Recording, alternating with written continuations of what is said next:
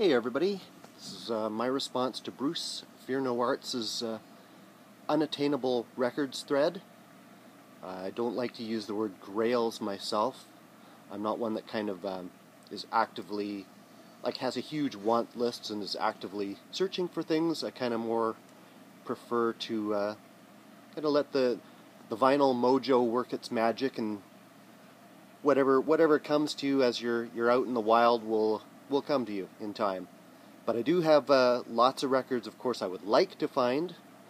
I'm not really into buying old records online too much anymore, but there's certainly lots I would like to find, and a few that I would be absolutely stoked and over the moon to find, and they are as follows.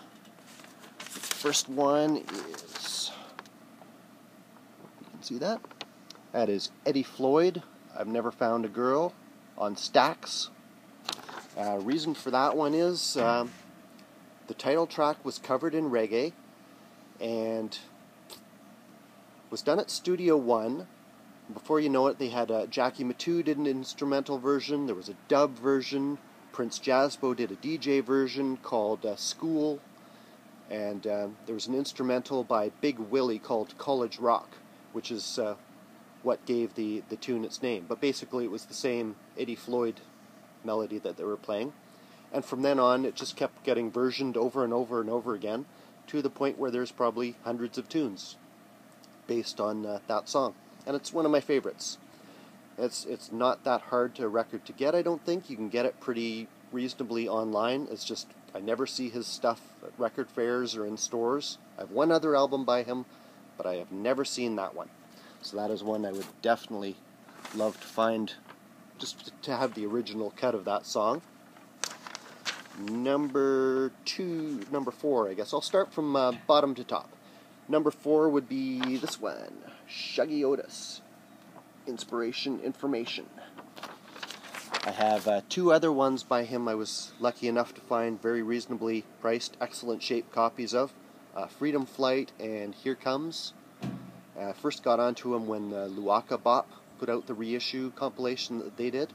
I've got that on CD, but I would love to find Inspiration, Information, the original, to kind of complete a little trilogy there of his albums that I have. Number 3 would be Harlem River Drive, Eddie Palmieri. This is the reissue. I'd like to get the original of that. It's a tough one to get. I guess it's a grail for a lot of people. I've heard a couple of stories about dealers that just do not want to sell it because it's that good. I don't have too much by him. Only got a couple other pieces plus that one, so that's one I'd definitely like to track down.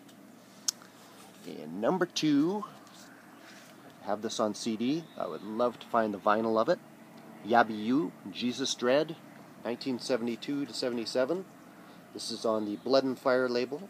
Came out in 1997, at which time there was very little of this guy's music available.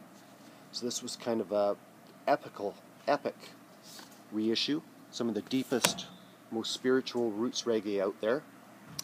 And my number 1 spot is another Blood and Fire release, Heart of the Congos. I could do a whole video on this album. It's to me, it's kind of the pinnacle of Lee Perry's Black Ark sessions, which produced many classic reggae albums. And it was also instrumental in me getting further into reggae. I found this album, I used to see it in HMV stores when it came out in 1996. Blood and Fire label. This is only the 9th release on that label. So I would see it in HMV, didn't know anything about it, just the artwork just intrigued me. Thought it looked spectacular, so one day I bought it and gave it a chance and was completely blown away, just gobsmacked by what I heard. And that led me into tracking down more on this label and eventually discovering their website and the forum on it, which for many years was kind of the spot to learn about reggae. A lot of seriously knowledgeable heads on there. So that was kind of instrumental for me, and that's my number 1 thing I'd like to track down. It's actually kind of a tie The original release kind of looked like this. The white part in the middle there. This is the more recent reissue on VP. So that one, the original of that came on Upsetter. That would almost be cool to track down just for the historical artifact of it.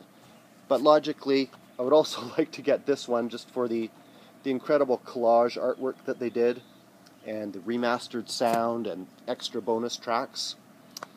So that is my top 5 unattainable records. Hope everyone's having a good summer. I'll see you soon. Cheers.